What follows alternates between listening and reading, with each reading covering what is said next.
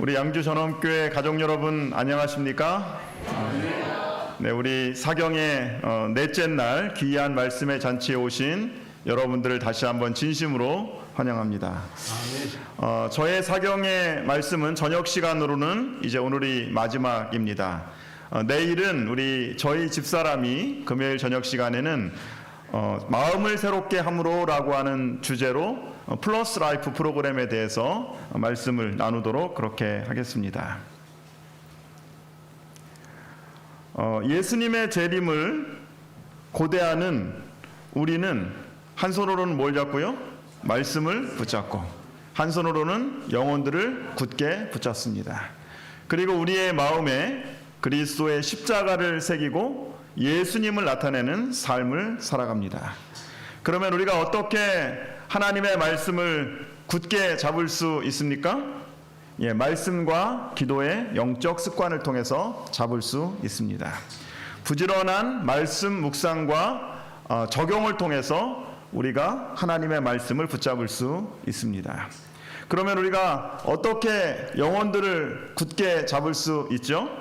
말씀과 삶을 나누는 소그룹 신앙 공동체를 통하여 우리가 함께 사랑하고 함께 성장해 가는 것입니다.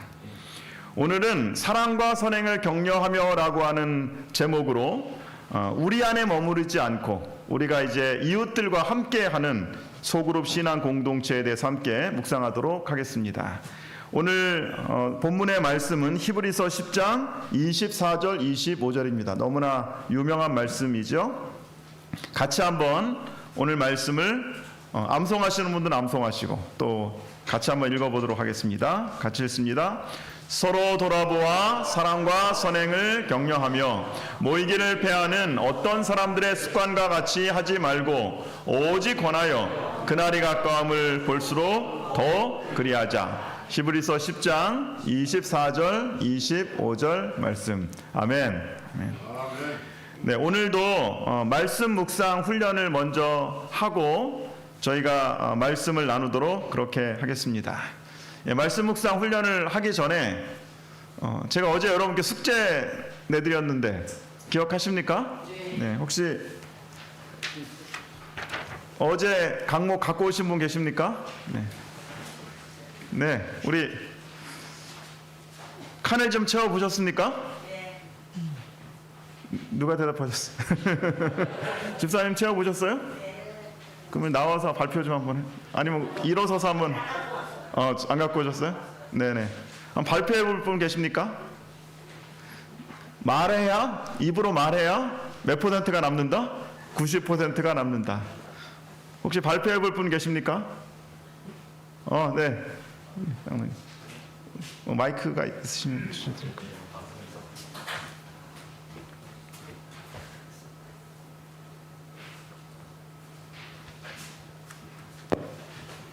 네, 우리 양주 전원교회 교우님들은 모범생이 되게 많으신 것 같아요. 아주 준비를 다들 많이 해오셨습니다. 감사합니다. 광찰 통찰에서는요, 제가 어제 거기 4번을 배워놨잖아요. 네. 거기는 제가 이렇게 한번 해봤어요. 내가 싸울 때 동무들은 나와 함께 할 수 있나요? 라는 질문으로 제가 한번 해봤고요. 그 다음에 원칙과 적용에 가서는 좋은 친구는 내가 시험 받을 때 나를 붙들어 줄 수 있나요? 그리고 적용에 대해서는 나는 이번 주 혼자 힘들어하고 시험 든 친구들을 위하여 우리 소그룹과 함께 기도하는 한 주가 되겠습니다. 라고 매도를 쳤습니다. 아멘. 네. 우리가 이렇게 이제 한 분이 나누시면 박수를 쳐주면 좋을 것 같습니다. 아니면 저희가 이렇게 말할 수도 있겠죠. 주님의 이름으로 누구누구를 축복합니다. 그렇게 말하면 더 좋을 것 같습니다. 혹시 또 한 분만 더 준비해 온 분 계십니까? 한 분만 더 발표하실 분.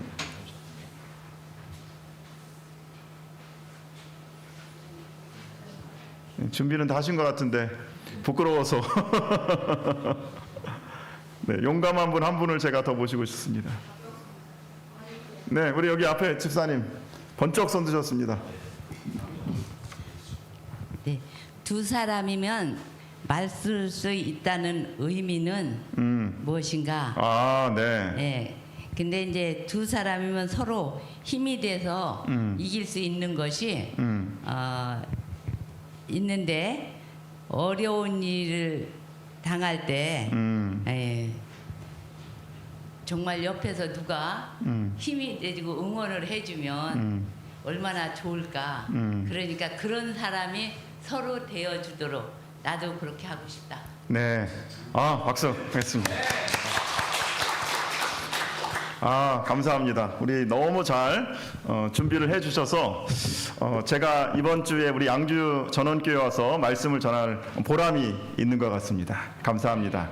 오늘은 사도행전 2장 41절부터 47절의 말씀을 가지고 저희가 이제 말씀 묵상 훈련을 또 다시 한번 해보도록 그렇게 하겠습니다. 오늘은 우리 홀수절은 여자분들께서 읽으시고 짝수절은 남자분들께서 읽겠습니다. 우리 한 절씩 돌아가면서 읽고 47절은 다 같이 저희가 읽겠습니다. 같이 한번 읽어볼까요? 여자분부터 시작합니다. 시작. 그 말을 받은 사람들은 침례를 받음에 이날의 신도의 수가 3,000이나 더하더라. 그들이 사도의 가르침을 받아 서로 교제하고 떡을 떼며 오로지 기도하기를 심쓰니라.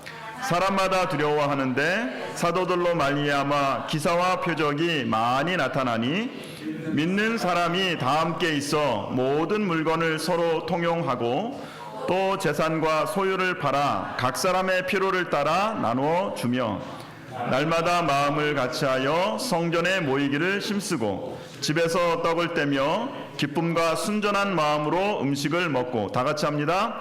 하나님을 찬미하며 또 온 백성에게 칭송을 받으니 주께서 구원받는 사람을 날마다 더하게 하시니라.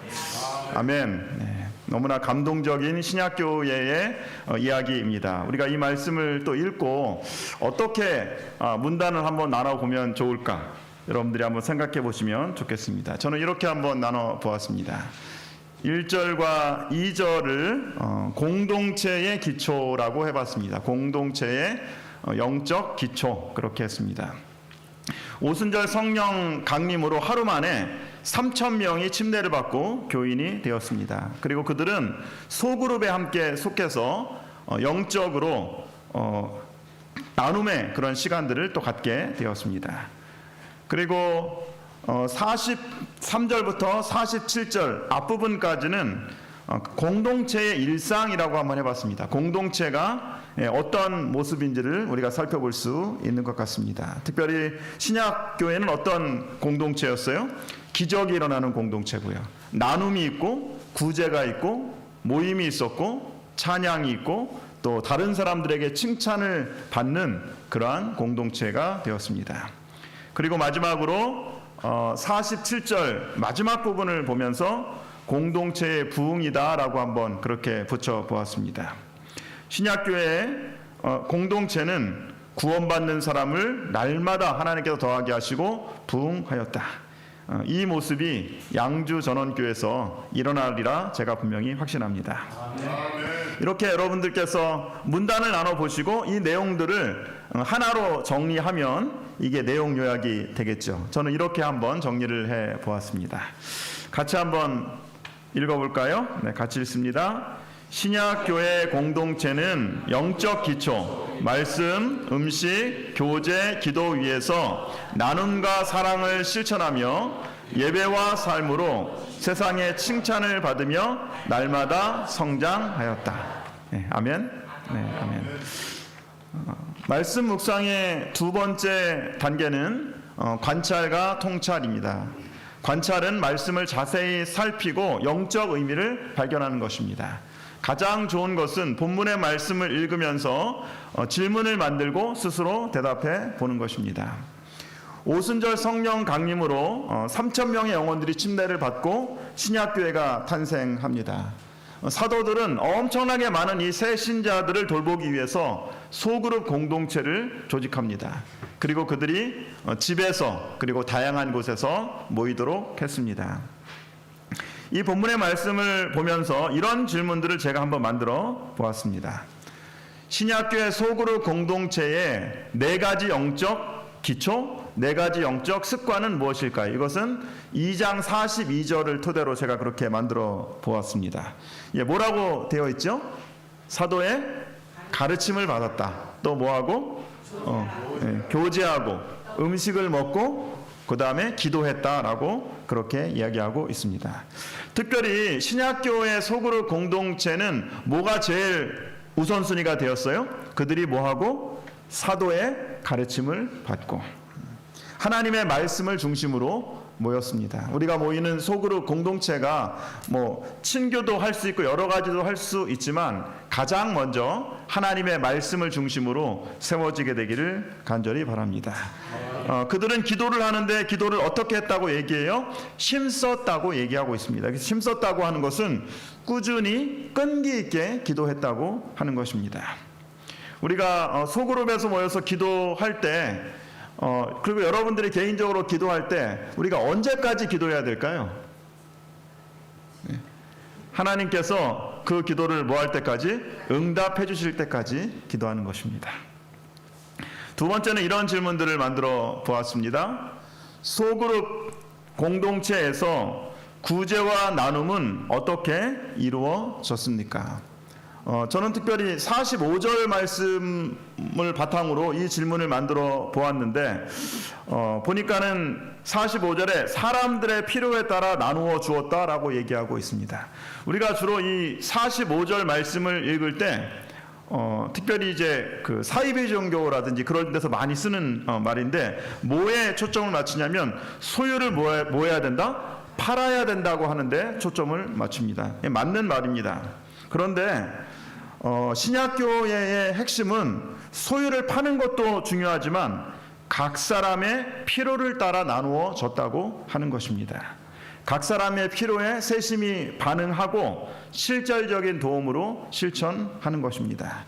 그러니까 우리가 우리 주위에 있는 이웃들을 도와주고 또 다른 사람들을 도와줄 때 내가 좋아하는 것을 하는 것이 아니라 그 사람이 좋아하는 것이 무엇일지를 그 필요를 살피는 것들이 필요한 것을 우리가 다시 한번 볼 수 있습니다. 신약교회 소그룹 공동체의 분위기는 어떠했습니까? 그들은 기도에 힘썼습니다. 모이기에 힘썼습니다. 어떤 마음으로 모였다고 얘기해요? 기쁨과 순전한 마음으로 모였답니다. 찬양이 있었다고 합니다. 그 교회가 사랑이 있는지, 그 교회가 부흥하는지 부흥하지 않는지는 새로운 사람이 교회를 들어오자마자 1분 안에 알 수 있습니다. 그 교회가 헌신적인 사람들이 있고 긍정적이고 활기차고 사랑이 많은 공동체라면 그 교회는 분명히 부흥하게 될 것입니다. 기도에 힘쓰고 모이기에 힘쓰고 기쁨과 순전한 마음으로 말씀을 나누는 교회가 바로 신약 공동체였습니다. 말씀 묵상의 마지막 단계는 묵상을 통해서 원칙을 발견하고 삶에 적용하는 구체적인 계획을 세우는 것입니다. 묵상에서 우리가 늘 질문해야 될 것은 하나님은 우리가 어떻게 살기를 원하시는가? 그 다음에 적용하는 질문은 그러면 지금 나는 무엇을 해야 하는가입니다. 지금 나는에 초점을 맞추시면 좋을 것 같습니다. 이런 원칙과 계획을 만들어 보았습니다. 참된 나눔은 다른 사람들의 필요를 세심하게 살피고 구체적으로 반응하는 것이다. 45절 말씀을 토대로 그렇게 해보았습니다. 근데 이것으로 끝나면 안 되고 구체적인 계획을 세워보는 거예요. 나는 주변 사람들의 필요에 관심을 가지고 그들에게 실제적인 도움을 실천하겠다. 공동체의 건강함은 구성원들이 만들어가는 긍정적이고 활기찬 분위기로 나타난다. 적용. 나는 우리 공동체에서 따뜻한 인사와 구체적인 격려로 밝은 공동체 분위기를 만들어야겠다. 아멘. 말씀을 이렇게 묵상한 다음에 그냥 끝나지 말고 구체적인 뭘 세워보는 거예요? 계획을 세워보는 겁니다. 계획을 세우면 제가 여기 계획을 세웠죠. 예, 도움을 한번 줘 봐야 되겠다. 그러면은 실제로 제가 아직 하지도 않았는데 도움을 받고 기뻐하는 사람들 생각을 하면 또 따뜻한 인사와 격려로 우리 공동체가 더욱더 행복해질 것을 생각하면 마음이 어떻게 해요? 행복해지는 것입니다. 이것이 바로 말씀 묵상과 적용의 능력인 것입니다. 우리가 말씀을 그냥 묵상하는 것으로 끝나지 말고 지금 내가 이것을 어떻게 할 수 있는지 구체적으로 계획을 세워보시면 좋을 것 같습니다. 한번 여러분들도 도전해 보시겠습니까? 네, 그렇게 해보시기 바랍니다. 여기에도 오늘도 제가 이렇게 빈칸을 만들어 왔습니다. 여러분들께서 또 오늘 저녁에 돌아가셔서 한번 이 빈칸을 또 채워보시고 그리고 꼭 앞에 있는 내용을 가지고도 충분히 그렇게 해보실 수 있습니다. 말씀을 지속적으로 묵상해 보시기를 바랍니다. 아프리카 속담에 보면 빨리 가려면 혼자 가고 멀리 가려면 함께 가라고 하는 그런 말이 있습니다. 아프리카에서 멀리 여행을 떠날 때 짐승을 만나기도 하고 또 예상치 못한 어려움을 겪기도 합니다. 그렇기 때문에 멀리 갈 때는 혼자 가지 말고 꼭 길 동무와 함께 가라고 하는 것입니다. 우리는 예수님의 재림을 고대하며 살아가는 재림 교인들입니다. 우리가 어떻게 날마다 예수님의 재림을 고대하고 그리고 하늘 가는 이 여행길을 끝까지 갈 수 있을까요? 하늘 가는 여행길에도 혼자 가지 말고 어떻게 하라고요? 함께 가라고 말씀하고 있습니다. 어디에서요? 시브리 10장 24절 25절 말씀입니다. 다시 한번 같이 우리 암송해 볼까요? 같이 읽습니다. 서로 돌아보아 사랑과 선행을 격려하며 모이기를 패하는 어떤 사람들의 습관과 같이 하지 말고 오직 권하여 그날이 가까움을 볼수록 더욱 그리하자. 하늘 가는 여정길에도 혼자 가면 끝까지 갈 수 없습니다. 끝까지 가려면 사랑과 선행을 격려하는 믿음의 친구들과 함께 가야 하는 것입니다. 기도의 친구, 말씀의 친구, 찬양의 친구와 함께하는 신앙 공동체 안에서 우리는 기쁘고 즐겁게 하늘 순례길을 끝까지 갈 수 있습니다. 특별히 여기 보니까 우리가 언제 더욱 자주 모여야 된다고 얘기하고 있어요? 예. 그날이 가까움을 볼수록. 여기서 이 그날이 뭐예요? 예수님의 재림의 날입니다. 여러분, 예수님께서 속히 오실 것을 확신하시고 고대하고 계십니까? 네. 기억하시기 바랍니다. 재림 준비는 자주 모여서 사랑과 선행을 격려하는 소그룹 공동체에서 시작됩니다. 재림 준비가 어디서 시작된다고요? 사랑과 선행을 격려하는 소그룹 공동체에서 시작됩니다. 하버드 성인 발달 연구라고 하는 연구가 있습니다. 이 연구는 1938년부터 시작한 연구입니다. 혹시 여기 계신 분들 중에 1938년 이전에 태어나신 분 계시나요? 없으시네요. 85년 동안 진행된 연구입니다. 이 85년 동안 724명의 삶을 추적한 전 세계에서 가장 오래된 사회과학 연구입니다. 연구 대상은 1938년도에 하버드 대학을 간 입학한 신입생들도 있었고 보스턴 지역의 가난한 학생들도 있었습니다. 매년 그들의 직업, 가정생활, 건강 상태를 설문을 조사하는 것입니다. 처음에는 724명이 시작했는데 1938년에 지금은 거의 돌아가시고 한 60여 분 정도 그렇게 남았다고 합니다. 이 연구의 책임자도 여러 번 바뀌었는데 연구 책임자인 로버트 윌딩어 교수는 85년 동안 하버드 대학교의 이 연구의 결론을 다음과 같이 얘기하고 있습니다. 참된 행복은 부, 명예, 성공, 열심히 노력하는 데 있지 않다. 85년 동안 수백 명의 사람들을 통하여 밝혀낸 연구 결과에 의하면 하버드 대학교가 밝혀낸 행복의 비밀은 무엇일까? 이것입니다. 좋은 관계가 행복을 결정한다. 뭐가 행복을 결정한다고요? 좋은 관계가 행복을 결정한다. 조사를 시작할 때 20대들은 삶의 목표가 부자가 되는 거예요. 예. 승진하는 것입니다. 성공하는 것입니다. 그런데 50세가 넘으면 사람들이 행복하고 건강한 삶의 조건으로 돈도 별로 중요하지 않아요. 명예도 중요하지 않아. 뭐가 가장 중요해요? 인간관계가 가장 중요하다고 그렇게 얘기합니다. 로버트 윌딩어 교수는 다음과 같이 세 가지로 연구 결과를 요약하고 있습니다. 첫 번째, 사회적 연결은 유익하지만 고독은 해롭다. 연구 결과 가족, 친구, 공동체와 사회적 연결이 긴밀할수록 더 행복하고 건강하고 오래 산다고 하는 것입니다. 두 번째는 관계의 질이 중요하다고 하는 거예요. 예, 관계의 양은 뭐예요? 내가 얼마나 많은 사람들을 알고 있느냐는 관계의 양이에요. 예, 관계의 질은 뭐예요? 예, 관계의 질은 얼마나 따뜻하고 안정적인 인간관계를 하고 있느냐 하는 것입니다. 특별히 놀라운 사실 중에 하나는 바람직하고 따뜻한 인간관계를 유지하는 분들은 80세가 넘어도 건강하게 살 수 있다고 하는 연구 결과가 나왔습니다. 세 번째, 이 연구 결과는 정말 놀라운 결과입니다. 우리 어르신들이 나이가 들어가면서 제일 염려가 되는 게 뭐예요? 예, 건강과 특별히 뭡니까? 치매잖아요, 치매. 예, 그런데 좋은 관계가 뭐에 유익하다? 두뇌 건강에 유익하다.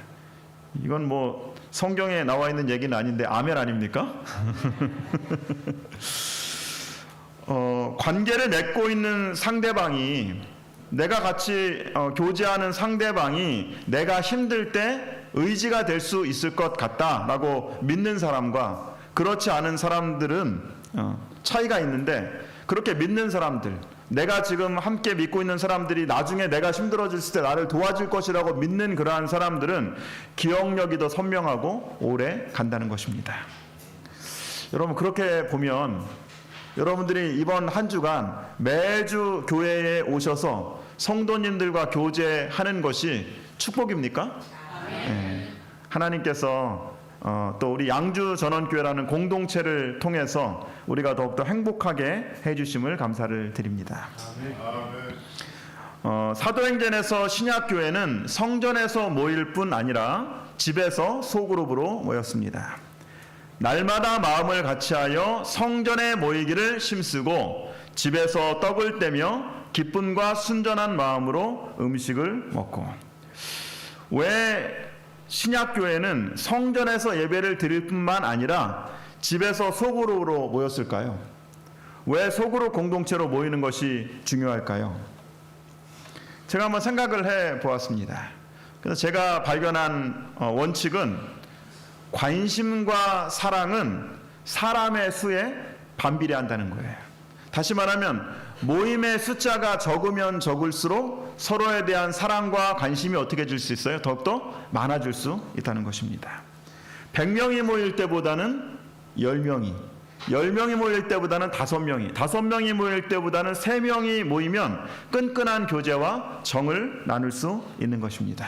여러분, 그런 것 같아요? 네. 히브리서 10장 24절에 서로 돌아보아 사랑과 선행을 격려하라고 말씀했습니다. 우리가 교회에 60명, 70명 함께 모여서도 사랑과 선행을 격려할 수 있겠지만 실제적으로 사랑과 선행을 어디에서 격려할 수 있는 거예요? 소그룹 공동체에서 가능한 것입니다. 그래서 보통 얘기할 때 가장 적절한 소그룹 인원은 4명에서 8명이다 라고 그렇게 이야기하고 있습니다. 너무 적으면 서로 돌아보는 것은 좋지만 다양한 은사와 역할을 분담하기가 어려워집니다.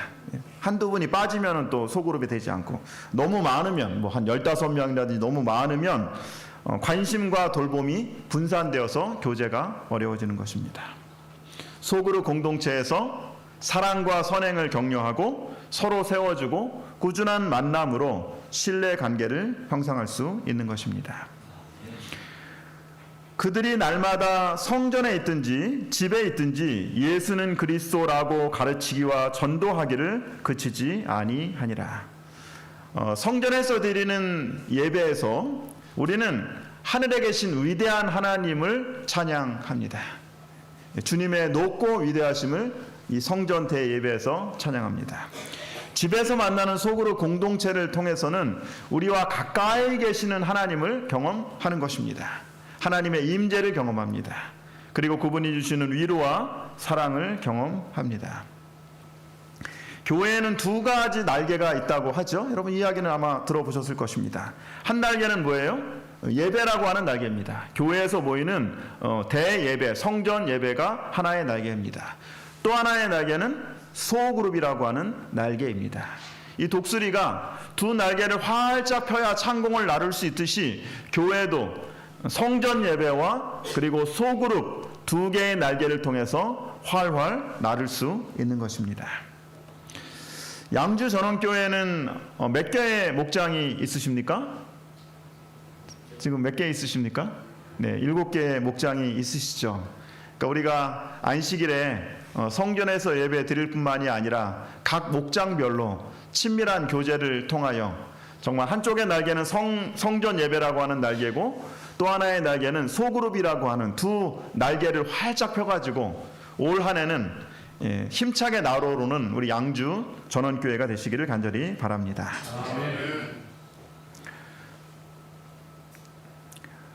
특별히 사도행전 2장 46절에 보면 신약교회는 얼마나 자주 모였다고 얘기하고 있어요? 날마다 모였다고 얘기합니다. 날마다 모이는 교회에 하나님이 어떤 축복을 주십니까? 바로 47절입니다. 날마다 모이는 교회에 하나님께서 이런 축복을 주십니다. 같이 한번 읽어볼까요? 하나님을 찬미하며 또 온 백성에게 칭송을 받으니 주께서 구원받는 사람을 날마다 더하게 하시니라. 날마다 모이는 교회에 하나님께서 어떤 축복을 주세요? 날마다 구원받는 영혼들을 주십니다. 모임의 횟수에 비례해서 영혼 구원이 이루어집니다. 제가 목동교회에서 9년 동안 제자 훈련과 소그룹을 하면서 한 가지 깨달은 정말 중요한 사실 가운데 하나는 우리가 먼저 날마다 하나님 말씀을 묵상하고 암송하고 그리고 우리가 소그룹을 통해서 뜨겁게 사랑하면 우리가 준비되면 영혼은 하나님이 보내주신다는 것입니다. 여러분 그거 확신하십니까? 네. 우리가 준비되면 영혼은 누가 보내주시는 거예요? 하나님이 보내주시는 겁니다. 여기 보세요. 뭐라 그러세요? 날마다 모이니까 어떤 일이 일어나요? 주께서 구원받는 사람을 날마다 더하게 하시니라. 누가 데려다 주시는 거예요? 하나님께서 영혼들을 더하게 하시는 것입니다.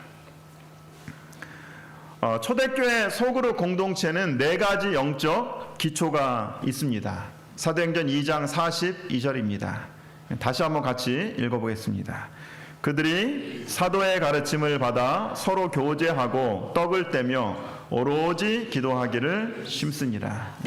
그래서 우리가 소그룹 공동체에서 저희도 이제 목동교회에서는 가족 모임이라고 하는 모임으로 저희가 소그룹 공동체를 하게 되는데 보통 안식일 저녁 시간에 저희는 이제 모입니다. 그러면 제일 먼저 음식을 이렇게 나누는 시간들을 갖습니다. 근데 한 사람이 음식을 준비하는 것이 아니라 우리 소그룹 팀원들이 각자 음식을 하나씩 준비해서 파틀락으로 저희가 음식을 나눕니다. 그 다음 이제 두 번째로 하는 것은 말씀을 나누는 시간들을 저희가 갖습니다. 한 30분 정도 말씀을 나누는 시간들을 갖는데 설교를 하기보다는 서로 토론하는 식으로 질문을 만들고 서로 토론하는 식으로 이제 그렇게 하게 됩니다. 말씀을 나눈 다음에는 뭘 하는 거냐면 한 주간 어떻게 지냈는지 그리고 또 기도 요청을 나누는 시간들을 갖게 됩니다. 근데 제가 아까 여러분께 말씀을 드렸지만 사람의 숫자, 관심과 사랑은 사람의 숫자에 어떻게 한다 그랬어요? 반비례한다고 했습니다. 그래서 이 교제하는 시간에는 만약에 한 10명이 모이면 또 다시 그 안에서 3명, 4명으로 또 작게 모임을 갖습니다. 그 안에서 한 주간 어떻게 지냈는지, 기도 제목이 무엇인지를 또 함께 나눕니다. 그리고 마지막으로 서로를 위한 중보 기도로 그렇게 마치게 됩니다. 소그룹 공동체에서 함께 말씀을 나누고 음식을 먹고 친밀한 교제와 열렬한 기도로 아름다운 연합을 이루어 나가는 것입니다. 영감의 글에서도 자발적인 소그룹 모임을 강조하면서 다음과 같이 말씀하고 있습니다.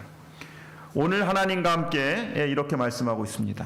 저녁, 정오 혹은 이른 아침에 적은 무리로 스스로 성경을 연구하기 위해 모이도록 하라. 그들로 기도의 시간을 가지도록 하라. 이러한 소중한 시간에 하나님의 축복을 구할 때 그대의 동료들과 나누었던 사랑의 교제의 간증을 나누어야 한다.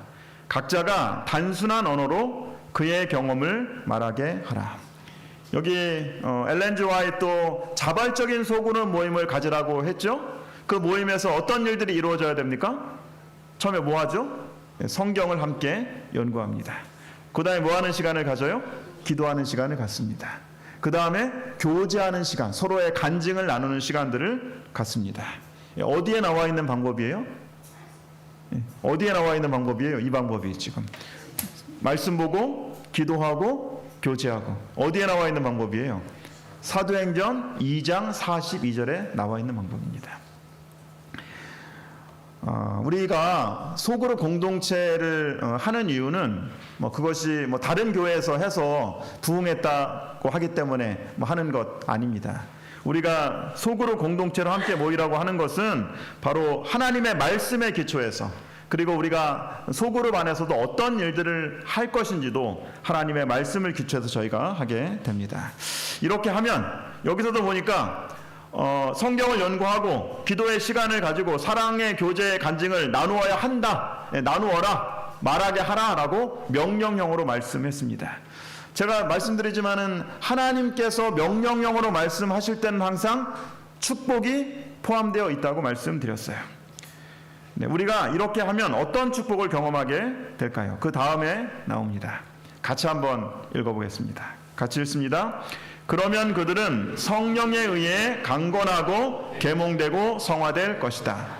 그대가 이렇게 하면 봉사를 위해 그분의 전생애를 주신 분, 자신의 생명으로 그대를 구속하신 분께로부터 거대한 축복이 이를 것이다. 아멘. 아멘. 소그룹 공동체에서 함께 말씀을 나누고 기도하고 교제할 때 성령의 능력을 경험합니다. 우리의 믿음이 성장합니다.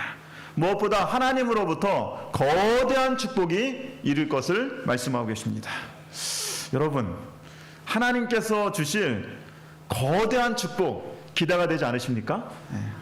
여러분들이 모이는 각 목장별로 말씀과 기도와 간증이 넘치는 그러한 목장 모임이 될 수 있게 되기를 간절히 바랍니다.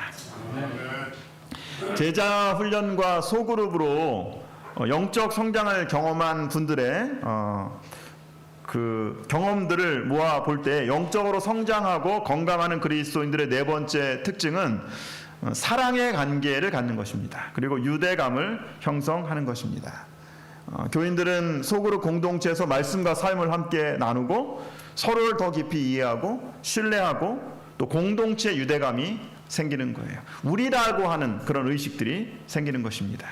그래서 우리가 공동체 안에서 우리가 하나라고 하는 그런 마음이 생기면 마음에 안정이 생깁니다.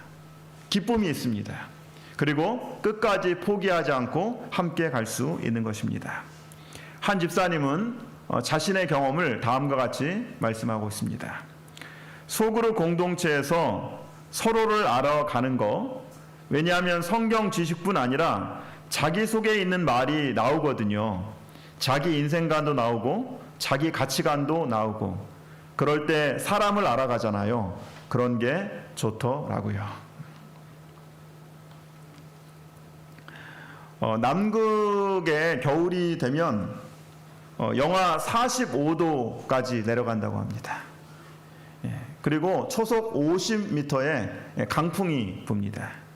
이러한 남극의 얼음판에서, 남극은 겨울이 보통 한 4개월 정도 되는데 이 남극의 얼음판에서 황제 펭귄들은 춥고 어두운 겨울의 밤을 보내야 하는 것입니다.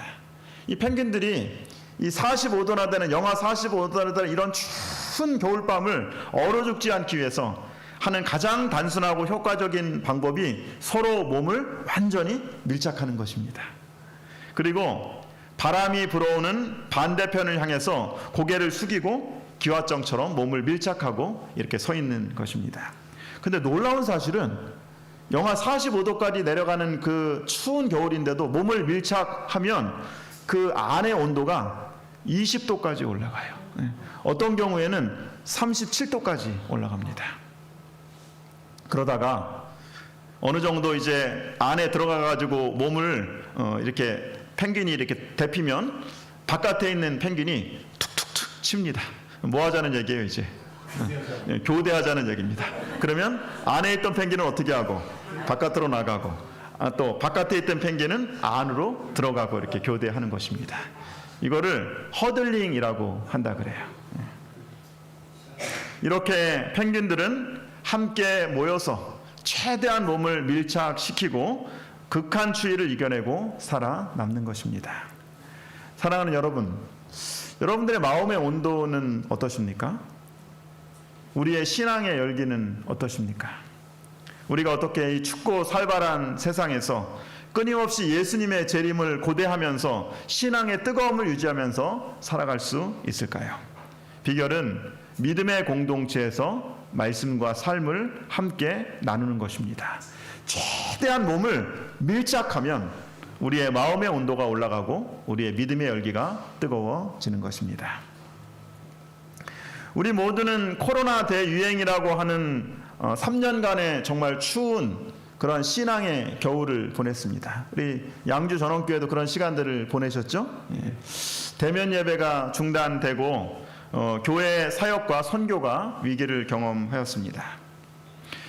우리 양주 전원교회는 이 춥고 긴 코로나의 겨울을 어떻게 보내셨습니까? 어떻게 믿음을 지키셨습니까? 목동교회도 정말 힘든 시간을 그렇게 보냈습니다. 매주 안식일에 공중예배를 볼 수 없는 그런 형편이 되었습니다. 제가 목사인데 교인들한테 전화해서 뭐라고 이야기를 해야 돼요? 이번 주에는 교회 오시면 안 됩니다라고 얘기하는 것이 얼마나 마음이 아팠는지 모릅니다. 정말 답답했습니다. 매주 안식일에 사랑하는 교인들을 만나지 못하니까 이분들이 정말 믿음이 잘 지키고 있는 것인지 너무나 궁금했습니다. 혹시 코로나 대유행 때문에 연약하고 낙심하고 넘어지는 교인이 있지 않을까 염려하게 되었습니다.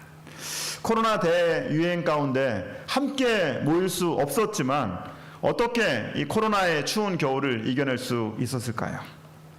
목동교회는 함께 모일 수는 없었지만 더 적극적으로 흩어져 모일 수 있도록 소그룹 공동체를 개편했습니다.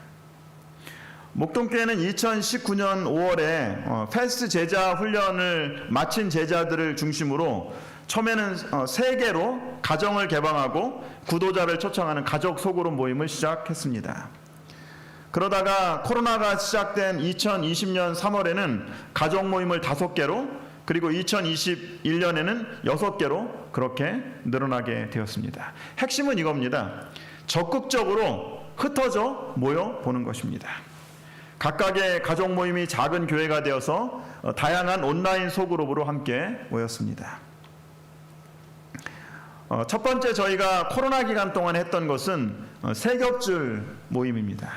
모든 교인들을 5명에서 6명으로 작은 팀으로 만들었습니다. 그래서 20개의 세겹줄 모임을 만들었습니다.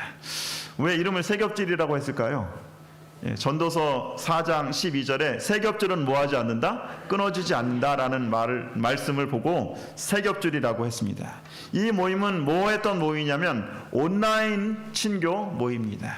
그래서 유튜브로 금요일 그다음에 안식일 예배를 드리고 예배가 마치면은 5명, 6명 교인들이 카카오 그룹톡으로 만나는 것입니다. 그래서 함께 말씀의 소감을 나누고 중보 기도하는 시간을 가졌습니다. 이렇게 3년을 저희가 버텼습니다. 두 번째는 코로나 기간 동안도 계속 끊이지 않고 했던 것은 패스트 제자 훈련입니다. 코로나 대유행 전에는 만나서 저희가 제자훈련을 했습니다.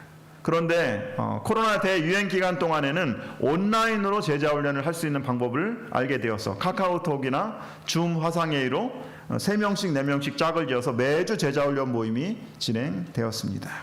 그리고 매주 만날 수는 없지만 단계가 끝날 때마다 1단계 끝날 때, 2단계 끝날 때, 3단계 끝날 때는 또 함께 모여서 함께 축하하고 간증을 나누었습니다.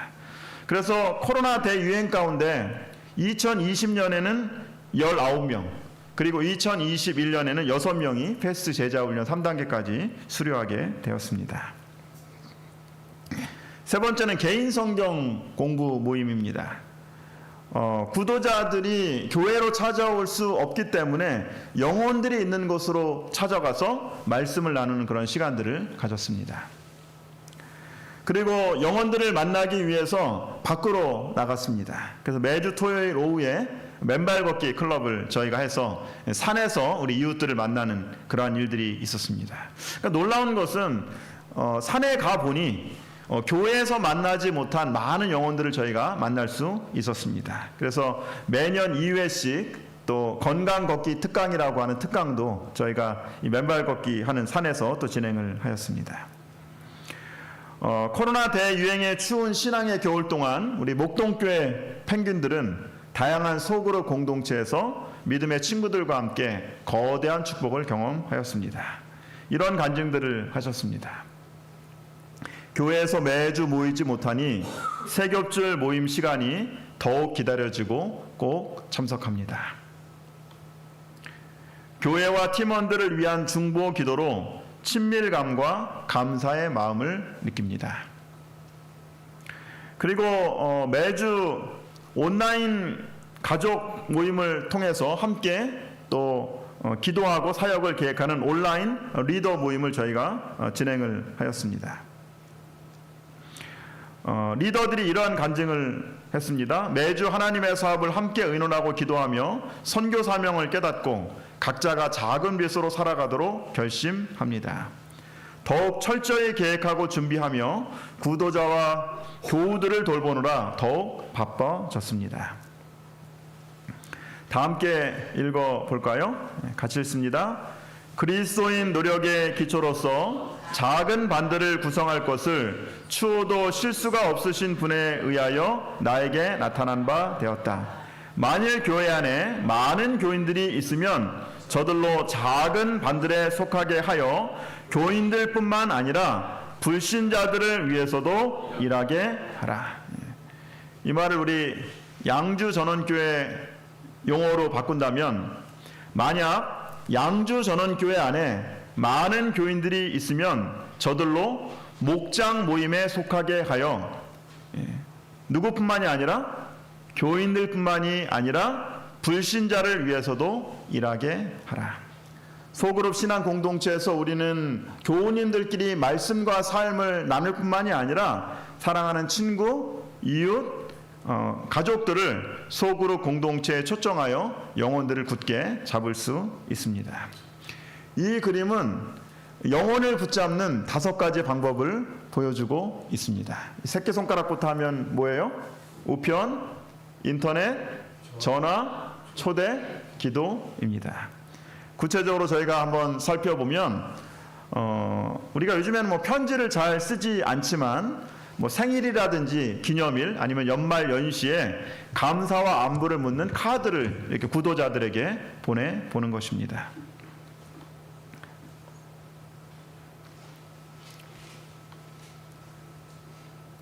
그 다음에 인터넷은 여러분 우리가 요즘에 뭐 카카오톡이라든지 또 다양한 방법으로 좋은 성경 말씀이라든지 또 그림이라든지 이런 것들을 다른 우리 구도자들에게 보내는 것입니다.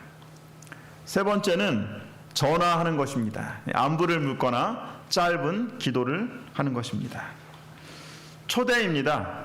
뭐 친교 모임에 초대해 보는 거예요. 등산 모임이라든지 걷기 모임이라든지 뭐 소풍이라든지 뭐 골프 모임이라든지 맨발 걷기 클럽이라든지 계획하고 친구를 초대하는 것입니다. 집에서, 식당에서, 공원에서, 지역 축제에 초대해서 함께 시간을 보내는 것입니다.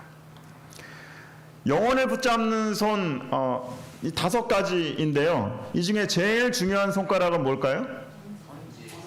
엄지가 제일 중요합니다. 무슨 손가락이에요? 기도의 손가락입니다. 구도자들을 위해서, VIP들을 위해서, 특별히 여러분들이 모이는 그 목장 모임에서, 여러분들의 소그룹 공동체에서 구도자 명단을 작성하시기 바랍니다. 그리고 그분들을 위해서 꾸준히 기도하시게 되기를 바랍니다. 이름이 떠올릴 때마다 기도하는 것입니다. 기도가 가장 중요한 손가락입니다. 이 5가지 방법이 모든 사람에게 다 통하지 않을 수도 있어요. 그러나 가능하면 많은 방법들을 통해서 다른 영혼들을 잡는 그러한 것들을 우리가 살펴보아야 할 것입니다. 특별히 중요한 것은 이 영혼을 붙잡는 손의 핵심은 제가 생각할 때는 세심한 돌봄입니다. 내가 그냥 뭐 어떠한 것을 강제로 하는 것이 아니라 그 사람의 필요가 무엇인지, 그 사람들이 어떤 도움이 필요한지를 자세히 살피고 그들을 돌보는 것부터 시작하는 것입니다. 무엇보다도 여러분들의 목장 모임에서 그들을 위해서 기도하는 일부터 시작하신다면 하나님께서 구원받은 영혼들을 또 많이 보내주시리라 그렇게 확신합니다. 페스티벌 같이 한번 읽어볼까요? 같이 읽습니다. 그들이 우리 밖에 있는 자들을 위하여 그리스도와 같은 사랑으로 활동하고 다른 사람을 돕기 위한 노력에서 자아를 잊어버려야 한다. 그들이 그리스도의 이름으로 일하고 활동할 때 그들의 수는 증가할 것이다. 양주 전원교회 각각의 목장 모임을 통해서 하나님께서 새로운 영혼들을 많이 보내주시기를 다시 한번 기도드립니다. 정여민 학생은 초등학교 6학년이었습니다.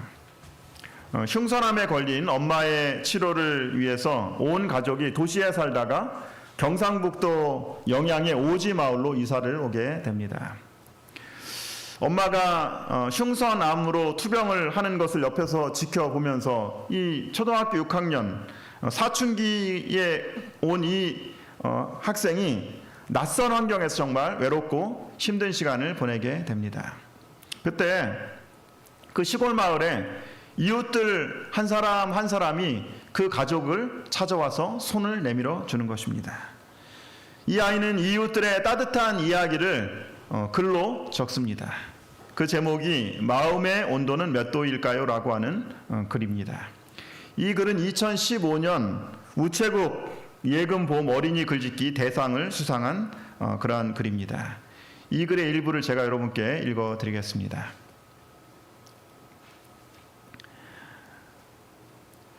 이사할 무렵인 늦가을의 산골은 초겨울처럼 춥고 싸늘하게 여겨졌지만 그래도 산골의 인심은 그 추위도 이긴다는 생각이 든다. 어스름한 저녁 동네 할머니가 고구마 한 박스를 머리에 이어 주시기도 하고 말도 잘 통하지 않는 베트남 아주머니가 봄에 말려두었던 고사리라며 갖다 주시기도 하셨다. 그리고 엄마가 아프다는 사실에 함께 아파해 주셨다. 나는 이곳에서 우리 마음속 온도는 과연 몇 도쯤 되는 것일까 생각해 보았다. 너무 뜨거워서 다른 사람이 부담스러워하지도 않고 너무 차가워서 다른 사람이 상처받지도 않는 온도는 따뜻함이라는 온도란 생각이 든다. 보이지 않아도 마음으로 느껴지고 마음에서 마음으로 전해줄 수 있는 따뜻함이기에 사람들은 마음을 나누는 것 같다. 사랑하는 여러분, 여러분들의 마음의 온도는 몇 도입니까? 날마다 하나님의 말씀을 묵상하고 기도하는 것을 통해서 우리의 마음이 하나님의 마음으로 따뜻해질 수 있습니다. 매주 함께하는 신앙 공동체 안에서 사랑과 선행을 격려하며 하나님이 우리 안에 계심을 우리가 경험할 수 있습니다. 그리고 우리의 이 따뜻한 마음을, 우리의 따뜻한 손을 내밀어서 사랑하는 우리 가족, 친구, 이웃들을 우리의 소그룹에 초청하시게 되기를 간절히 바랍니다. 하나님이 우리를 사랑하시는 사랑을 우리가 알고 믿었노니 하나님은 사랑이시라. 사랑 안에 거하는 자는 하나님 안에 거하고 하나님도 그 안에 거하시느니라. 하나님은 사랑이시라. 사랑 안에 거하십시오. 그곳에 하나님이 계십니다. 서로 돌아보아 사랑과 선행을 격려하며 모이기를 피하는 어떤 사람들의 습관과 같이 하지 말고 오직 권하여 그날의 가까움을 볼수록 더욱 그리하자. 사랑과 선행을 격려하는 소그룹 신앙 공동체에서 우리는 함께함의 축복을 경험할 수 있습니다. 소그룹 신앙 공동체 안에서 우리는 말씀, 음식, 교제, 기도로 아름다운 연합을 이루어 갑니다. 소그룹 신앙 공동체에서 돌봄과 사랑을 어떻게 실천할 수 있습니까? 오늘도 말씀을 마무리하면서 우리 옆 사람들과 말씀과 삶을 잠깐 나누도록 그렇게 하겠습니다. 오늘 여러분들은 설교를 들으면서 어떤 부분이 가장 마음에 와 닿으셨습니까? 오늘 여러분들이 말씀을 통해서 깨달은 것을 여러분들의 삶에서 어떻게 적용하시겠습니까?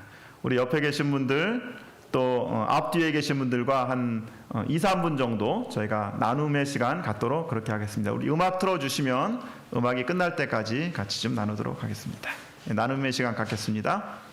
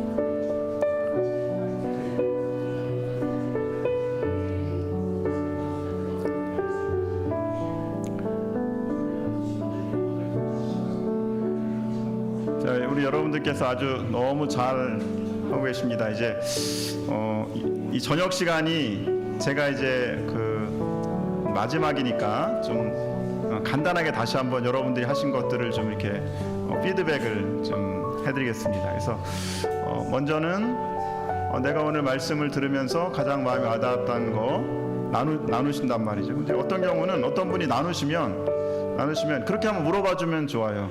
왜 그러시냐고요. 저는요 오늘 말씀 중에서 사랑과 선행을 격려하라는 말씀이 제일 좋았어요. 그렇게 하면 물어봐주는 거예요. 왜 그 말씀이 좋으셨어요? 그렇게 하면 더 이야기를 할 수 있겠죠. 그래서 특별히 이제 우리 그 목장 모임에서 리더들은 항상 기억해야 될 게 하나 있습니다. 1, 2, 3이라 그랬죠. 제가 어제 1, 2, 3. 1은 뭐였어요? 1분만 말하는 거예요. 그 다음에 몇 분 들어야 돼? 2분 듣는 거예요. 그러니까 리더가 항상 생각해야 될 것은 말을 많이 하기보다는 듣는 것을 더 많이 한다. 3 뭐였어요? 3? 3번 맞장구 쳐주기. 그렇죠? 예, 그래서 여러분들이 하실 때 오늘은 보니까 이제 우리가 이야기를 하시다가 집중하느라 보니까는 그 맞장구는 잘 안 되는 것 같아요. 근데 어쨌든 뭐 이제 그렇게 또 고개도 끄덕여주고 눈도 마주쳐주고 하는 것들을 연습하시면 좋을 것 같아요. 그 중요한 것은 그냥 이제 원칙을 발견하는 거죠. 사랑과 선행을 격려하는 것이 정말 축복을 받는 것 같습니다. 근데 이제 그렇게 하면서 우리가 주로 어떻게 되냐면 그렇게 이제 어떠한 원칙을 말한 다음에는 대부분 이제 부정적인 이야기를 할 가능성이 좀 있어요. 그런데 이게 되겠습니까? 이제 그렇죠? 우리가 그렇게 말할 수 있어요. 그런데 중요한 것은 적용입니다. 적용은 뭐냐면 적용에는 항상 뭘 먼저 붙이라 그랬어요? 나는을 붙이는 거예요. 저는 제가 정말 뭐 다른 사람들하고 이렇게 이렇게 좀 제 감정을 표현하거나 이렇게 하는 것들이 서툴기는 하지만 그렇지만은 제가 이제 앞으로 교회에 오면 제가 먼저 누군가에게 먼저 악수를 한번 해보겠습니다. 한다든지 그래서 나는을 이렇게 해보시면은 좋을 것 같습니다. 그렇게 한번 하실 수 있겠죠? 네. 제가 보니까는 너무 잘 하셨고 처음부터 우리가 쉽지는 않지만 계속해서 이제 들은 말씀들을 이렇게 깨달은 말씀들을 나누고 그 다음에 나는 어떻게 적용할지를 하고 그리고 맨 마지막에는 이제 서로를 위해서 간단히 좀 기도하는 시간들을 가지면 좋을 것 같습니다. 지금 이제 우리 팀원들을 위해서 우리 한 마디씩만 한 줄 기도 좀 하고 저희가 마치도록 그렇게 하겠습니다. 왜냐하면 우리가 다 나눴어요.